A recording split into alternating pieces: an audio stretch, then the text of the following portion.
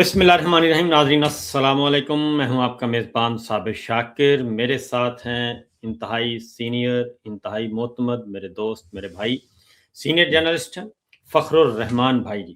وہ ہمارے ساتھ ہیں آج. چونکہ ہم نے ملٹیپل ایشوز کو ڈسکس کرنا ہے. ایک بار پھر معاملہ ہمارے پڑوس میں ایک نئی جنگ کی شروعات. ایران میں بظاہر ایسے لگتا ہے کہ ایک ایفرٹ کی گئی بائی فورس رجیم چینج کرنے کی اسی پچھلے سال مئی جون میں، جب ایران اور اسرائیل کی لڑائی ہوئی اور اس میں ایران کی ملٹری لیڈرشپ کو ختم کر دیا گیا. اس سے پہلے ایران کے صدر ہیلی کاپٹر کے حادثے میں جاں بحق ہو گئے پراسرار طور پر. پھر پاسداران انقلاب کی لیڈرشپ کو بھی ختم کر دیا گیا. اس کے بعد جوہری سائنسدان جو ہیں، ان کے جو خاص پروگرام تھا جوہری پروگرام، اس سے ریلیٹڈ لیڈرشپ کو بھی ختم کر دیا گیا. لیکن اس کرائسس سے ایران نے اپنے آپ کو بچا لیا اور جوابی حملے کیے. اب ایک اور ایفرٹ کی جا رہی ہے رجیم چینج آپریشن کی، اور وہ ہے کہ انٹرنلی انریسٹ پیدا کر کے اور اندر سے جو ایک سچویشن ہے اس سے فائدہ اٹھایا جائے. تو تقریباً 2-3 دن تو ایسے گزرے کہ جس میں ہمارے جو شہنشاہ ایران کے بیٹے ہیں رضا پہلوی، وہ اپنا 3 پیس سوٹ کے ساتھ تیار بیٹھے تھے کہ کسی وقت بھی فلائی کیا جا سکتا ہے اور تہران اتریں گے اور ان کو ویلکم کیا جائے گا. پریزیڈنٹ ٹرمپ کی بھی تیاریاں مکمل تھیں، ادھر سے نیتن یاہو کی تیاریاں بھی مکمل تھیں، اور 2 راتیں ایسی تھیں کہ بس کسی بھی لمحے تہران حکومت کا تختہ الٹا جا سکتا ہے. لیکن پھر اس کے بعد سچویشن آہستہ آہستہ بدلتی گئی اور اب معاملات تھوڑے سے ٹھنڈے محسوس ہو رہے ہیں. اس پہ سب سے پہلے تو آپ بتائیے گا کہ آپ کا اس پہ کیا ہے تجزیہ کیا ہے اور خبریں کیا ہیں؟ جب اتنے بڑے پیمانے پہ امریکہ نے بمباری کر لی ایران کے نیوکلیر پروگرام کو، اور اس کی حزب اللہ ہو یا ایران کی جو ملٹری لیڈرشپ ہے ان کو ٹارگٹ کیا، سویلین لیڈرشپ کو ٹارگٹ کیا، تو اصل تو ٹائم وہ تھا کہ عوام جو تھی وہ سڑکوں پہ نکل آتی. تو سوال یہ کھڑا ہو گیا کہ یہ جو ریجیم چینج آپریشن کا معاملہ جو ہے یہ فارمولہ آیا کہاں سے ہے؟ ایران کے جو معاملات تھے اس میں چین نے بڑا رول پلے کیا، اور چین اور سعودی عرب کو قریب لانے میں چین نے بیجنگ میں پہلے تو خفیہ سفارتکاری وہ کرتے رہے، اور پھر ان کے درمیان معاملات ایسے تیزی سے بڑھے کہ کانفیڈنس بلڈنگ میجرز جو تھے نا وہ بڑھتے چلے گئے، اور پھر سعودی عرب نے اپنا سفیر وہاں پہ بھی نامزد کیا اور ایران نے بھی کیا. کیونکہ یمن میں ان کی پراکسیز کام کر رہی تھیں، ایران کی بھی کام کر رہی تھی، اور ایران کی پراکسی پہ تو سعودی عرب نے کافی اس وقت بھی کنسرن شو کیے تھے، کیونکہ لڑائی وہیں سے شروع ہوئی تھی. پاکستان کے ساتھ اختلاف بھی سعودی عرب سے اسی وقت شروع ہوا جنرل راحیل شریف کے زمانے میں. جو بڑا ایشو تھا وہ ایران اور سعودی عرب کا تھا. سعودی عرب کا تو یہ معاملہ تو سیٹل ڈاؤن ہو گئے، اور آپ نے دیکھا تو اس دوران پاکستان اور سعودی عرب کا دفاعی معاہدہ بھی ہو گیا، اور ابھی قطر، سعودی عرب اور سمیت دیگر ممالک نے واضح طور پر امریکہ کو کہہ دیا کہ آپ ہماری فضائی حدود استعمال کر کے ایران پہ حملہ نہیں کر سکتے. ترکی بھی انہوں نے شامل ایک ہے، سٹینڈ لے لیا، اس میں ترکی بھی شامل ہے. ایران کے اندر جو عوام ہیں، نوجوان ہیں، وہ آج کا نوجوان وہ ہے جس کو آپ جین زے کہہ لیں، اس کے بعد آپ اس کو الفا کہہ لیں، جو بھی کہنا چاہتے ہیں کہیں، لیکن وہ سوشل میڈیا کے ساتھ اٹیچ ہو گیا. ایرانی عوام کا اگر نقصان کیا ہے تو وہ امریکی پابندیوں نے کیا ہے، کیونکہ ان کا سٹیک ہی ختم کر دیا وہاں پر. اب جب ان کا سٹیک ختم ہو گیا، اور وہ میں آپ کو بتا دوں کہ CIA، موساد اور انڈینز، ان کی پراکسیز نے ایران کے اندر بڑا کام کیا. ایران کے اوپر جو تیسرا ملک ہے آئل پروڈیوسنگ، لیکن وہاں فاقے چل رہے ہیں. Iraq petro dollar rich, Libya petro dollar, Syria petro dollar. जो इस्लामी मुल्क जहाँ पे कुदरती वसाइल की दौलत थी, वेस्टर्न कंट्रीज ने अमेरिका की सरबराही में उनको न्यूट्रलाइज किया ताकि इसराइल का ग्रेटर इसराइल का रास्ता जो है वो खोल सके। बिल्कुल। और ये जो कुदरती वसाइल हैं ऑयल और गैस, इसके ऊपर हम कब्जा कर सके। और आपने देख लिया कि वेनेजुएला में जो कुछ हुआ है, वहां से उन्होंने लीडर को ही उठा लिया, उनके सदर को ही उठा के ले गए। इसराइल को सिक्योरिटी देने की बजाय अमेरिका ने और इसराइल ने, दोनों ने मिलकर एक दूसरे को जो है वो खतरे में डाल दिया है। वजह, अभी जो अमेरिका ने 75 या 77 ममालिक के वीजे बंद कर दिए हैं, जी उनको हाँ। वीजा देने का ऐलान ना देने का ऐलान कर दिया है। जी हाँ। अमेरिका के 800 अड्डे हैं दुनिया भर में, उसमें 80 पाकिस्तान भी ममालिक, शामिल है। और उसमें वही मुबैना तौर पे पाकिस्तान भी शामिल है, जी, वो क्योंकि इमरान खान से जब ये बात कही गई थी, तो जी। इमरान खान ने तो एब्सोल्युटली नॉट कह दिया था। जी हाँ। अब आपने जो रेजिम चेंज के ऑपरेशन के बारे से हम बात कर रहे थे, हाँ जी। तो मैं ये समझता हूँ कि ये जो रेजिम चेंज ऑपरेशन का मामला है, इसके ऊपर चीन, रूस, मिडल ईस्ट ममालिक बरमला सामने आ गए। पाकिस्तान से क्या डिमांड की जा रही होगी, और ये जो कतर का फ़ोन और तुर्की, सऊदी अरब और कतर, ये अब एक पेज पे हैं आई थिंक। और दूसरी जानिब आ जाता है यूएई। यूएई और इसराइल, ये एक पेज पे हैं। और यूएई बैकडोर चैनल पे इसराइल के साथ अगर कोई विंडो ओपन है हमारा, वो मिस्र के ज़रिए है, उर्दन के ज़रिए है और यूएई के ज़रिए है, या फिर एक आ जाता है अज़रबैजान।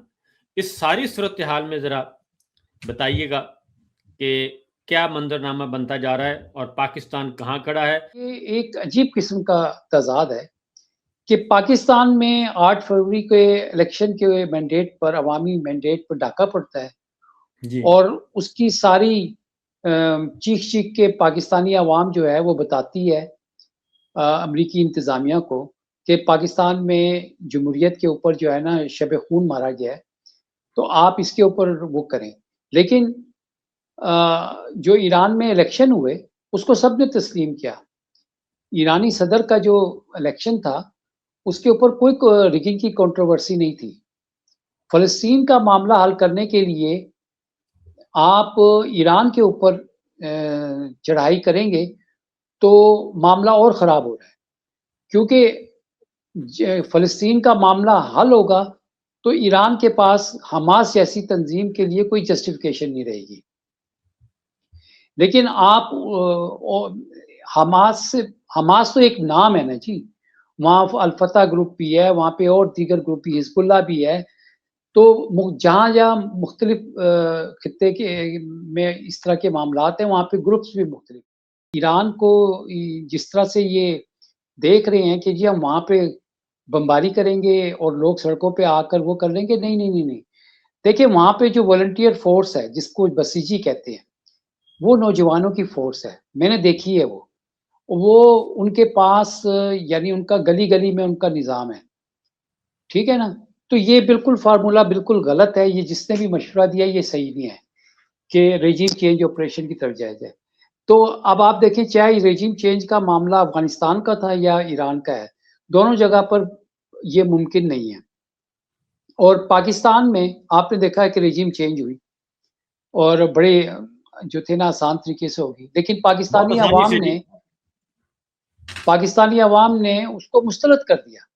जी हाँ। तो ये अमेरिका यानी इज़राइल अपने मफादात के लिए अमरीकियों की जान खतरे में डाल रहा है, और अमरीका इज़राइल के मफादात के लिए अरबों की जान खतरे में डाल रहा है। इसीलिए अरबों ने कहा कि हमारी जो माशी तरक्की हो रही है, हम पे अगर ईरान के मिसाइल आएँगे, और ईरान ने सबको वाज़ेह कह दिया जी। कि जहाँ-जहाँ अमरीकी अड्डे हैं खित्ते में, मैं वो उधर उन्होंने बैलिस्टिक मिसाइल्स फिट कर दिए हैं। यानी इस वक़्त ईरान के बैलिस्टिक मिसाइल्स जो हैं वो तमाम अड्डों को निशाना बनाकर उन्होंने फिक्स कर दिए हैं। वो हमले हुँ। के लिए तैयार है, बल्कि प्रीएम्प्टिव स्ट्राइक के लिए तैयार है। पाकिस्तान के ऊपर ये इल्ज़ाम नहीं आना चाहिए कि पाकिस्तान जो है ना वो शायद ईरान में रेजिम चेंजिंग ऑपरेशन में मुलव्वस है, یا پاکستان جو ہے اس میں کوئی سہولت کاری کر رہا ہے، یہ بات پاکستان پہ نہیں آنی چاہیے. لیکن بالکل میں یہ توقع کر رہا ہوں کہ پاکستان کی جو موجودہ حکومت ہے اس کی طرف سے ایک واضح ٹھوس بیان آنا چاہیے تھا. اب اس طرح کا آپ بیان جب نہیں آتا آپ تو کو آپ یہ یاد کروا دیں کہ جب پچھلی دفعہ ایران اسرائیل لڑائی شروع ہوئی ابھی چند مہینے پہلے، تو نواز شریف صاحب لندن میں تھے، تو وہاں سے انہوں نے بیان جاری کر دیا تھا، اور ہماری اس وقت ہم بہت زیادہ ایکٹیو تھے، اور ہم اس وقت مکمل طور پر ایران کے ساتھ کھڑے ہو گئے تھے. لیکن اس وقت سچویشن جو ہے ہماری طرف سے بیک ڈور ڈپلومیسی کیا ہو رہی ہے اس کے بارے میں تو ہم کچھ نہیں جانتے کہ اس میں کیا پیغام رسانی ہو رہی ہے قطر کے ذریعے یا سعودیہ کے ذریعے یا یو اے کے ذریعے، وہ ایک الگ چیپٹر ہے. لیکن بظاہر ایسے لگ رہا ہے کہ ہم مکمل طور پہ فی الحال غیر جانبداری آپ سمجھیں یا نیوٹرل یا خاموش ہیں.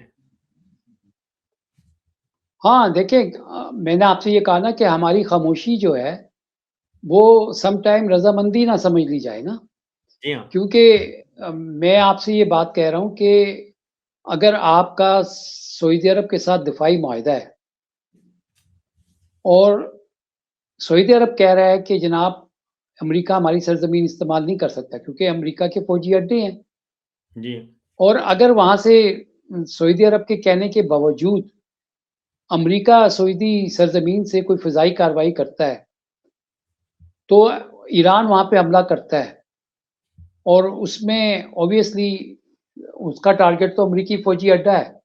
بظاہر تو ہم جو ہیں وہ اس وقت امریکہ کے کیمپ میں نظر آ رہے ہیں. میں خبر دیکھ رہا تھا کہ چین کے جو سرفیس ٹو ایئر میزائلز ہیں HQ-9 وہ ڈپلوائے ہو چکے ہیں، اور چین نے واضح طور پر ایران کے ساتھ اپنی پوزیشن شو کر دی ہے. رشیا بھی ایران کے ساتھ کہہ چکا ہے، اس نے بھی اعلان کر دیا کہ وہ کھڑا ہے. تو ابھی تو پاکستان جو ہے نا وہ اس وقت ہم بات پاکستان کی کریں تو میرے خیال میں ہم بہت بری طرح پھنس چکے ہیں. ہمیں یہ سمجھ ہی نہیں آ رہی ہے کہ ہم سعودی عرب کا سامنا کیسے کریں، کہ اگر ہم UAE کا ساتھ دیتے ہیں جو جس کے ساتھ سعودی عرب کے بہت سارے معاملات خراب ہیں، ہاں جی، تو پھر ہم سعودی عرب کے ساتھ کیسے بات کریں گے؟ ہمارے جو مالی مفادات ہیں ہمارے حکمرانوں کے، وہ تو زیادہ تر ہیں UAE کے ساتھ، کیونکہ بہت زیادہ اس وقت ہمارے حکمراں خاندان جتنے بھی ہیں دونوں جماعتوں کے، بڑی جماعتوں کے، ان کی ساری پراپرٹیز، ان کی انویسٹمنٹ موسٹلی UAE میں ہے. سعودی عرب میں تو صرف ایک آدھ فیکٹری ہے. تو اس میں بھی ذرا دیکھیے گا کہ ہم کہاں کھڑے ہیں، اور سعودی عرب سے کیا ہم دور ہو رہے ہیں؟ کیا ہم چھوڑ سکتے ہیں سعودی عرب کو یا ناراض کر سکتے ہیں؟ پاکستان کو $3 ارب جو تھے وہ مبینہ طور پر آفر کیے گئے تھے، بلکہ شاید دے بھی دیے گئے تھے کہ آپ اسرائیل کو تسلیم کریں. اور یہ معاملہ جو تھا یہ عمران خان کے دور میں شروع ہوا، اور میں یہ نہیں کہہ رہا کہ یہ $3 ارب جو تھے عمران خان کو پیشکش کی گئی، وہ تو لیکن جنرل یہ باجوہ صاحب پاکستان ہیں. جی جنرل باجوہ اس وقت آرمی چیف تھے، آپ کو پتہ ہی ہے. ہمارا جو بگ باس ہیں اور ہمارے جو یہ ہیں بلنڈر بوائے، یہ دونوں مل کے ان کے ہوتے ہوئے، کیونکہ ہم اس وقت ہمارے بگ باس بھی عوام سے کٹے ہوئے ہیں، عوام کی ان کو کوئی پرواہ نہیں ہے. ایک الیکشن چوری کیا ہوا ہے، نظام جعلی ہے، سب کچھ ہے. اور یہ جو ون مین ڈپلومیسی تھی کہ کبھی لنچ کر لیا، کبھی بریف کیس پیش کر دیا، کبھی آپ نے آج بھی ہم نے دیکھا کہ کرپٹو کرنسی وہ بھی پریزیڈنٹ ٹرمپ کے کوئی قریبی عزیز، اس طرح سے پاکستان ایک ایسے دورائے پہ کھڑا ہوا ہے کہ آپ چین بھی آپ سے خفا ہے، روس بھی آپ سے جو ہے نا وہ معاملات ٹھیک نہیں ہے، سعودی عرب کہ اپنے آپ کے ساتھ معاملات جو ہے نا اس میں ایک خفگی آئی ہوئی ہے، اور ایران یعنی ہمارے پڑوسی ممالک بھی ہم سے نالاں، ہماری عوام بھی ہم سے نالاں، معیشت بھی نہیں ہے، کچھ نہیں ہے. اور بھائی ناکامی تسلیم کریں اور کسی اہل کو یہ سونپ دیں. आप कहते हैं कि जी पीएचडी वालों को हम लेकर आएंगे, तो एक पीएचडी नौजवान ने एक कॉलम लिखा तो उसको इतना जो था ना सप्रेस कर दिया गया। तो वो जितने आप जिसको हकीकत को छुपाते हैं उतनी वो पजीराई हासिल करती है। तो I think time has come कि आप फैसला कर लें। 8 फरवरी आ रहा है और वो एक बिल्कुल सही। रेफरेंडम होगा इस निज़ाम के हवाले से। बिल्कुल ठीक है। इसी के साथ हम जी गुफ्तगू का इख्तिताम करते हैं। बहुत-बहुत शुक्रिया फ़खर भाई, और इंशाल्लाह जी हम दोबारा अगले प्रोग्राम में किसी अच्छे मौज़ू के साथ दोबारा हाज़िर होंगे। इजाज़त दीजिए। अल्लाह हाफ़िज़।